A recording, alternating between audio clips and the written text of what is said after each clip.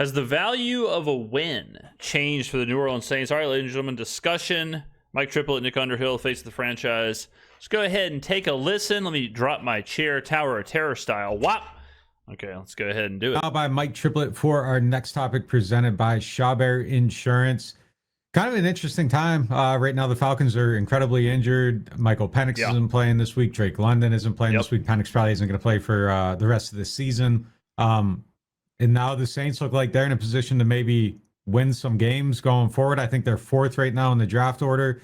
This Falcons game all of a sudden looks like a game you probably expect them to win if the quarterback's any good. Yeah, how weird is that, huh? This is really flip. I mean, granted, been a bunch of injuries and whatever, but this opened up Saints close to +3. So 3-point home dog is pretty substantial difference in the two teams. And now the Saints are, last I checked, they're like -1.5. So they've not only they flipped dog to fade, but they're still pushing, and we're going to keep watching that line as the week goes on. But yeah, I mean, the Saints are favored. Like, they are favored at home. Absolutely a game you are expected to win. Good. So it kind of brings it to like the boiling point of you're at the juncture. There's two roads. Is it better for the Saints to be winning, or like does the value of a win change with Tyler Shough in there? I think the math has shifted a little bit, but where do you kind of stand on it? I did not think this is where this video is going to go, but y'all know my stance on this. I don't think it's even an argument. I really don't.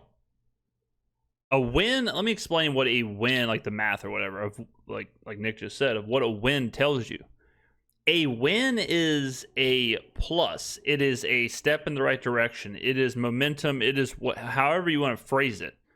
For every single rookie that's on the field, for Kellen Moore, as a head coach, as a play caller, as whatever he's trying to build, for Brandon Staley, for that defense, for Tyler Shough, second-round rookie quarterback, all right? Everybody on that team, every single person on the field, everyone taking a step forward with each and every win, especially the ones where it's like, look, you're supposed to win, go win. Because then that proves that you can do the job. It proves something is working. It proves the preparation. It proves the game planning. Everything is going in the right direction. You have all of that, okay?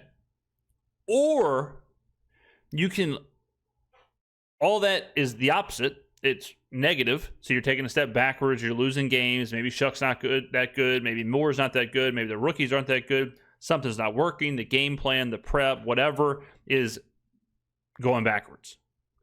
But you get to raise your draft pick. That is the equation. I don't see any universe where you would want to risk the entire team and all of the development for the unknown of a draft pick, especially in this class. The only reason you do that, the only way the maths to where it's like, actually, we'd probably rather lose, is if you don't have the questions in the team. If you already have your coach, your quarterback, your players, your whatever, and you might say, well, James, how could you possibly have all those answers, but then also want to lose to raise your draft pick? If something crazy happens, like in Cincinnati, where you already have Joe Burrow, you have Jamar Chase, you know what's going on, and let's say they all get injured, then there's no question marks. You know what you have. So then it's like, well, I would rather just lose, have the first overall pick, because then when they all come back next year, then we have another player in there, whatever. Like in that situation, okay, maybe because the season's already sunk, whatever. I'm not talking about this year specifically for the Bengals, but when you have the questions the Saints have, and you're in this evaluation period, you need the wins. You better make sure. I tell you this.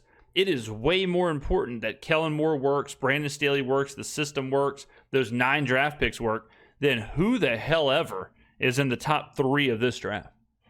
100%. Yeah, I mean, it feels like the ultimate conversation right now, because I bet a lot of fans are conflicted. Like, after they started 1-8, I think a lot of people had started to like have that talk with themselves and be like, you know what, this is good. This is good. At least, we're going to get the number 1 pick, maybe the number 2 pick now. I can live through 2 more months of this. And then Shough comes, looks great. And now all of a sudden you look at this schedule, the Atlanta games look gettable. Carolina game certainly looks gettable. We've been talking about the Jets and Tennessee and maybe even Miami, even though they've gotten a little frisky. And it's like, oh, shoot. Should I be rooting for them to win them all now and be really excited about how things go? And I would say you should root for them to win guilt-free, as long as it means Tyler Shough is feeling good, and Kellen Moore is finding his way, and Brandon Staley's finding his way, and Kelvin Banks is finding his way. Hell yeah, brother. But that's the answer. That's it. The only way you win all those games is if all that's working. So I'm saying the math is easy. That's it. You know, this isn't one game. If it was the last game of the year and we were whatever, you know, a 2-win team, and you lose that game, you get the first overall pick, or you win that game and you get the 8th overall pick, at that point it's like, all right, well, it's one game. Yeah, you lose it. You'd rather lose it. So it's only one game. But this is the stretch. This is a stretch of the season, out of the bye week, coming off of a win. Like, this is not the time to say, oh, yeah, well, if we just lose for 5 weeks, 6 weeks, like, that means everyone on the field is losing, is playing bad enough to lose to the Falcons, the Titans, the Jets, the Dolphins, the Panthers. Like, think about how bad they had to be playing to lose those games. All for what?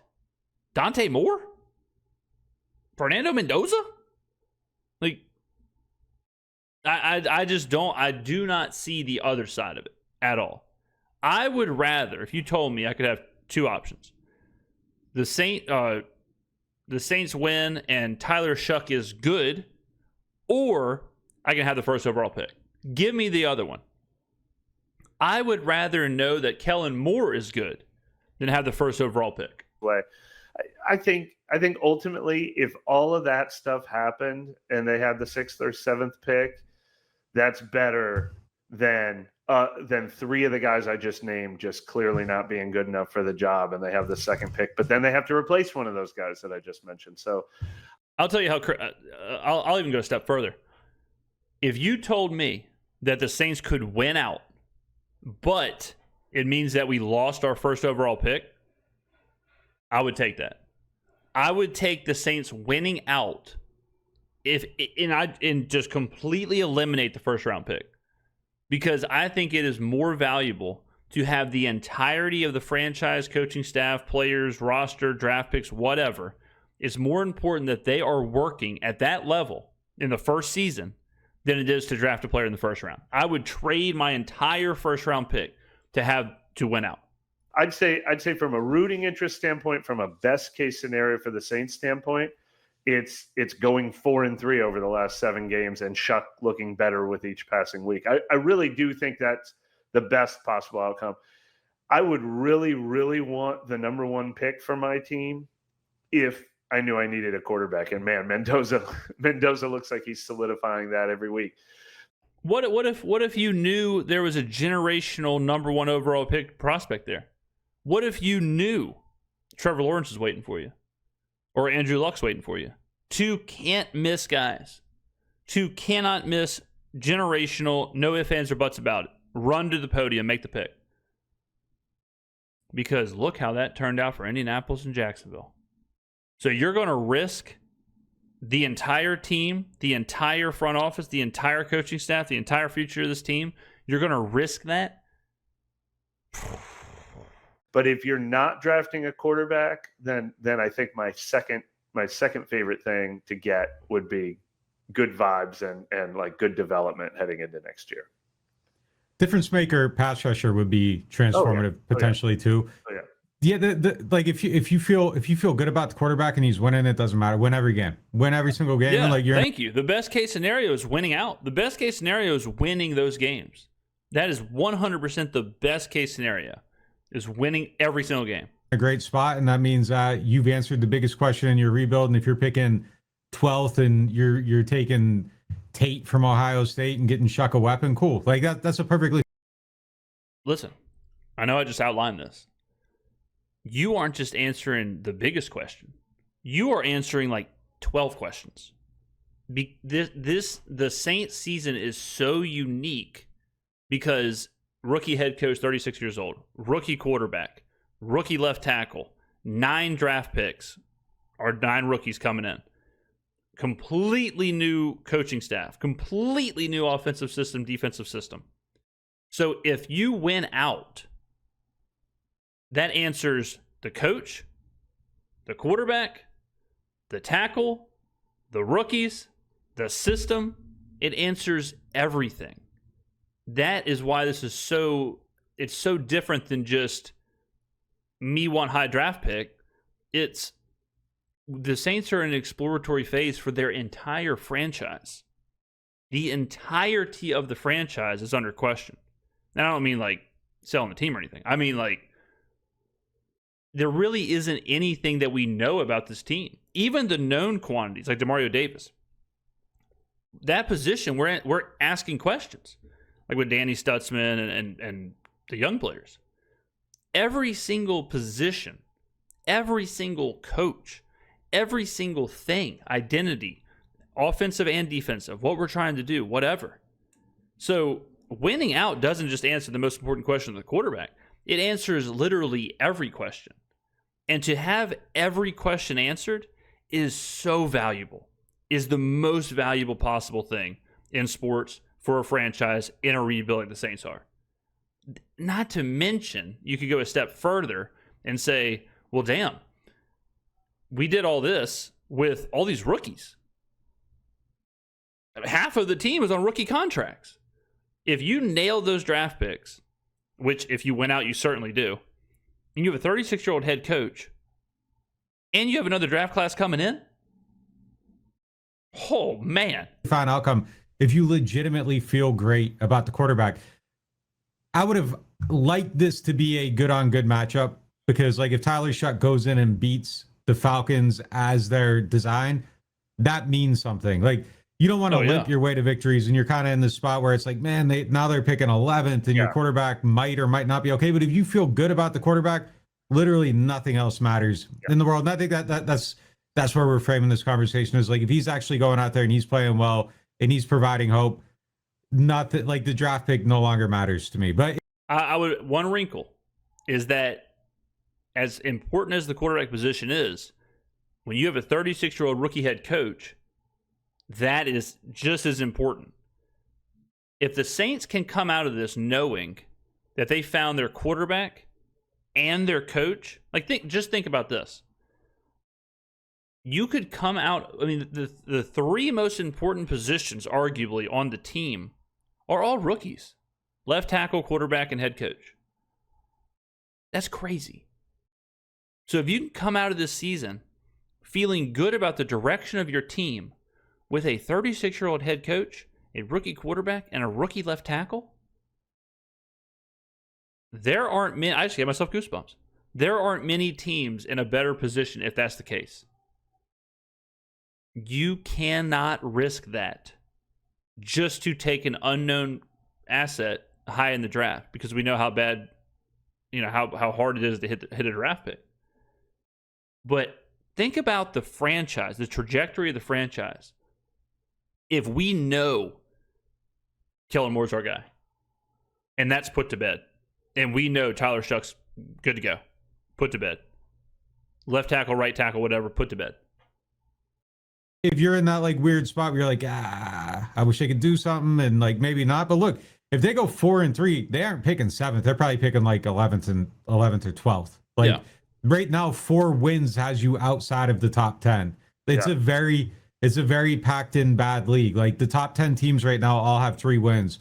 4 gets you to Well, there is a Sudoku puzzle though because we play a lot of those teams. So if those 3 losses like came against the teams that are around, it is a little different because of the way our schedule is that we basically play the top 10 in the draft order. So winning/losing versus certain opponents changes that dramatically. 11. Like, and at the end of the season, if you have 6, that's probably where you're sitting. And it's not a great. The thing I would say about this draft is like if you're not in the top like 4 or 5, I don't think it really matters. I don't think there's a lot of transformative talent in this draft. There's Arvell Reese, there's Mendoza. The tackles aren't great. Baines undersized. Keldrick Falk's probably going to go higher than he should. He's going to be the guy that somebody drafts off of the height weight speed ratio. Peter Woods isn't probably somebody that in a normal draft you're fighting to get in the top 5. He could be there. Jordan Tyson isn't Malik Neighbors. So I don't know. Like, I'm okay with it. Like, I think if you win a bunch of games, in that conversation, isn't he? Even though safety doesn't feel like a transformative position, isn't down. But you do this in every draft, guys. And look, let me give you all a little spoiler. There will be an all-pro in the second round, third round, fourth round. Like, there is transformative talent in every single draft out of the first round. It happens every year. We just don't know it. We just don't know. And every single year, there's a quote-unquote transformative talent that isn't and busts and doesn't play and flames out. So it's such a mixed bag discussing the draft like it's all known quantities. It's just not, even at the quarterback position, right? So, I mean, like right now, if I told you can draft Ashton Genty 6th overall, or you can get Quinshon Judkins in the third round, which one are you doing? I'm taking Quinshon Judkins because then I'm using my 6th overall pick on something else. And I'm thinking, well, I mean, fine, like they're close enough, like, and Genty may end up being better and whatever, but the value and all that stuff, like even that, right? Even that's like, all right, well, I mean, look at JJ McCarthy with Minnesota. He is downright unplayable. He is that pick, that decision to go off Sam Darnold, go off Daniel Jones, draft JJ McCarthy. Look at what that's done to Minnesota. That has taken a 14-win team and completely changed their entire timeline. It's completely set back, not just the team. It's set back Justin Jefferson. It's set back the whole thing. So, it's those high picks like that. It is risky business to put all your eggs in that basket. I'm still in that conversation. Yeah, but I mean, like, that isn't. You don't want to draft a safety top, like in a normal draft, like a safety going top 5 is, and a box safety at that. Like, it's kind of like a crazy place to go. But like, yeah, look, if you had taken Kyle Hamilton with the number 3 pick or whatever that year, like you feel great about it. But all right, I'm gonna try and do this right off the riff. I want to say Kyle Hamilton. I want to say he was the 21st overall pick. Let's see if that. I mean, that's just straight up like heard it, thought it. Let's see if I'm right. Kyle Hamilton. And you can play along. I think he was the 21st overall pick out of Notre Dame, safety, drafted by Baltimore, let's say. Damn, thought I had it. 14. He was 14th overall, Baltimore. 21st overall was Trent McDuffie. Fun fact there. But damn, thought I had it. Notre Dame was right, obviously. Baltimore was right, obviously. But 14, not 21. Congratulations if you got 14 in the comments below. But yeah, look, I'm cool with it. Like, if you're playing good and you're winning, who cares? Like, the draft pick takes care of itself. Unfortunately, we know the truth is going to lie somewhere in the middle. We're going to feel pretty good about Tyler Shough, but not know for sure. They're going to get a couple more wins, but nothing will be declarative. We are going to have plenty to talk about in December, January, February, March, and April, where we're still kind of squinting at this team. I don't know. Now, if you go on a run, it does not have to be win out. If this Nick, turn that frown upside down, brother. If this team gets in that 6-win territory, I think it's a total different conversation. I don't think we're not squinting. If this team turns it around to that level, and we drop 2 games down the stretch, let's just say, whatever, we drop one to Tampa and then find another one. The outlook is way different. So we're kind of on that razor's edge. All right. And I ain't talking Ramon. We're right there. Where if this team comes out of the bye week, and I said it in the Carolina game, it's kind of a new season. It feels different, does it not? It feels like a totally different team. It feels like a completely different atmosphere. And if they start winning, this offseason and the way that we're talking about the team, the way we're talking about the draft, free agency next year will be different. And I'm not saying like, this team can win the South, this team can win the NFC, whatever. But within 1 year, this team will go from worst team of all time, relegate them, make them play in Conference USA, whatever, 0-17, Kellen Moore's in over his head, to, damn, the Saints are kind of set up. man, this team's actually, I mean, it took a year, or not even half of a year, but this team's young, cheap, good. Trust Kellen, trust what's going on, trust the time. Like, it would change everything. That's where we are. And that's how important this Falcons game is. Because that conversation, all this that I'm talking about, comes to a screeching halt if they cannot beat the Falcons on Sunday. If they cannot win that game.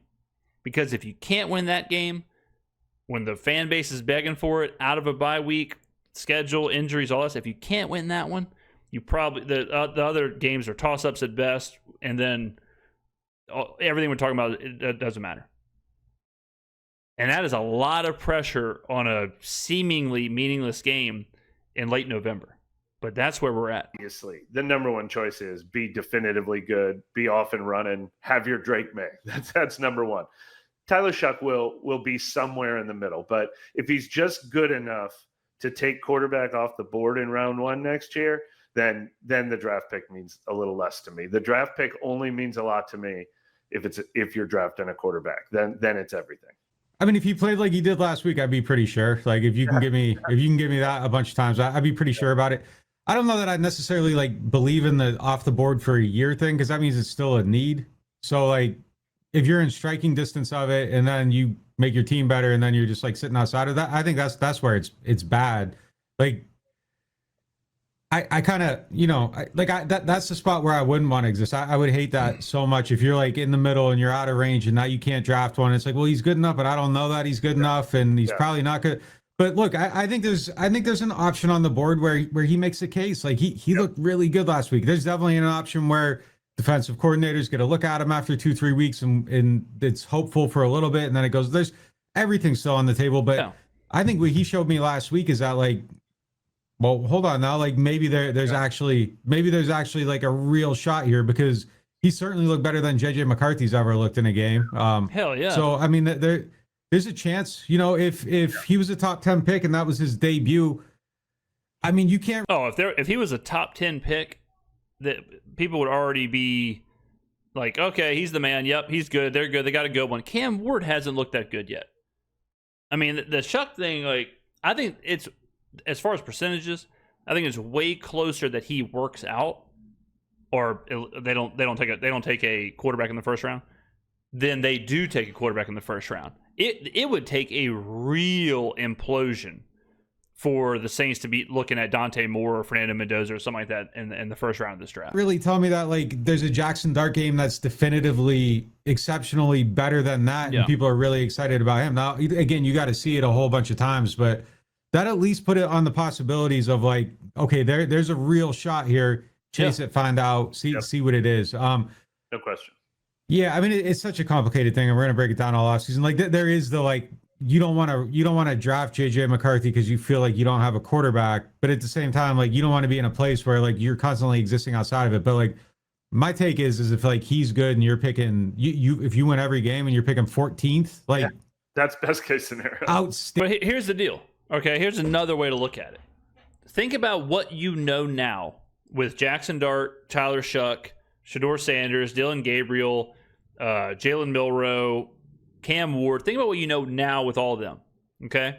Now put all of them, besides Tyler Shough, in the draft next year. So let's actually make them known quantities. All right? Because we don't know what Fernando Mendoza, Dante Moore, we don't know what they're going to be like.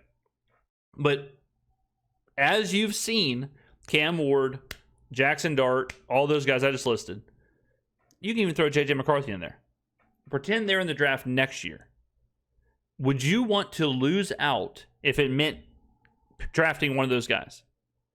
Would you want to lose to draft Jackson Dart and replace Tyler Shough with next year with Jackson Dart or with Cam Ward? I would not. I'd be totally fine saying, you know what? I'm cool right now with Tyler Shough, and I'll just keep my draft pick next year. I don't want to lose now to draft Jackson Dart next year or draft Cam Ward next year or whatever. And do we think, now the reason I did that exercise, do you think Dante Moore, Fernando Mendoza, Ty Simpson, whoever, are going to be better than Cam Ward, Jackson Dart are right now? I don't think so. I think if Jackson Dart and Cam Ward were in the draft class next year, they would be higher graded than Mendoza, Dante Moore, and Ty Simpson. And you get to see them in the NFL already. So the idea of losing just to take whoever, when you put it like that, it's like, well, I wouldn't risk the entire development of the franchise, coaching staff, rookies, whatever, if it meant drafting Jackson Dart next year. I wouldn't do that. So then why the hell would you do it for Ty Simpson? Outstanding outcome. I'm hoping they win games now after what we saw last week, because like that's the best place to be, is to have your quarterback in pocket. And then the conversation shouldn't be, oh man, the Saints blast out on a top 10 pick in a bad season. No, it's, oh, they got their quarterback 39 spots higher, 35 spots, 30 spots higher than they should have if he's actually the real deal. And look, the other thing is, if the most likely outcome is that you're encouraged by Tyler Shough, but you need another year to find out for sure. And that's okay too, because it stands today, it feels like, I mean, things change all the time, but it feels like a 2027 could be a pretty good quarterback draft year. Arch Manning could be in there, right? Keck W. If Pepe Giggle. So just because, I mean, let's remember how fluid this can be. We have to do this all over again next year, because just like with Mac Jones's rookie year, 1 year doesn't tell you much of anything. So if Tyler Shough is good for the rest of this year, next year we're still evaluating. We don't, and I keep explaining this, we do not have to make that decision. We do not have to decide if he's the franchise quarterback this year or next year. We just got to keep rolling over like, hey man, is he good enough to play next week? Hey man, is he good enough, or do we need to draft a quarterback? And then you just keep rolling that over, and eventually you have your answer. Eventually you roll it over enough to where you're like, all right, we're good. Or you get to the point where you're like, you answer the question and you got to draft somebody or sign a free agent or whatever. But rushing to that decision is not the move. That's how you end up with Jordan Love making $250 million. Compared to 2026 as far as volume of options. So have the discussion a year from now, as long as he buys enough time to give us a full season look. Unfortunately, this is going to be one of those ones where, like, if it's probably going to be one, if he isn't like all the way there, it's going to be one of those ones that's judged in hindsight forever. Yeah. Like if one of these quarterbacks is actually good and they don't draft, it's always going to be like, oh man, like that's how this one's probably going to end up being looked at. But I mean, it just kind of is what it is. But look, like I want Tyler Shough to be good and for them to have their quarterback, and for us to not be talking about a 3-win team next year or for like the next 10 years. Like that's the best outcome for everybody, because like being bad sucks. Like I don't. Well, the fastest way to do that, the fastest way to be a 3-win team next year and the year after that and the year after that is losing out this year and drafting an unknown quarterback and then possibly having a bust. That's how you do it. The way to stay bad is easy. You keep missing on quarterback and you keep missing on coaches. And that's it. So the guaranteed way to not be in that situation is to win. So if you don't want to be bad, then the answer is simple. If you don't want to be bad, the answer is, I want the team to win. Because if the team is winning, they are not bad. So, again, I'm not sure how this is even a conversation. I'm not sure how it's even a discussion of what you want the team to do. The answer should always be to win. If you don't want to be bad, don't root for the team to be bad. I don't want it to be like the thing forever. We turn this into a Tyler Shough conversation, but just the general, should people be rooting for the Saints to win now that Atlanta looks down? I'll tell you one thing that's really important in this game is I'm really curious what Brandon Staley and his defense show me now that he had that great game against Carolina, then a bye week to reassess, and now he's got Bijan freaking Robinson and Tyler Algier coming twice on this schedule, Devon Achane a week later.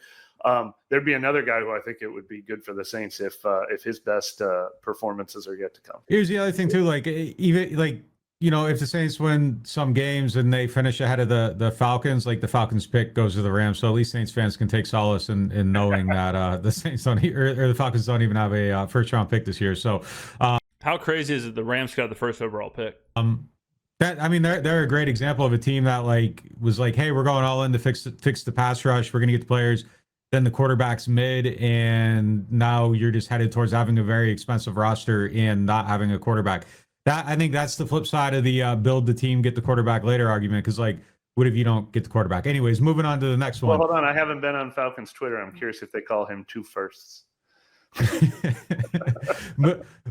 Good God Almighty. All right, we'll end it there. All right, ladies and gentlemen, thank you for watching. I'll see you in the next video. Peace.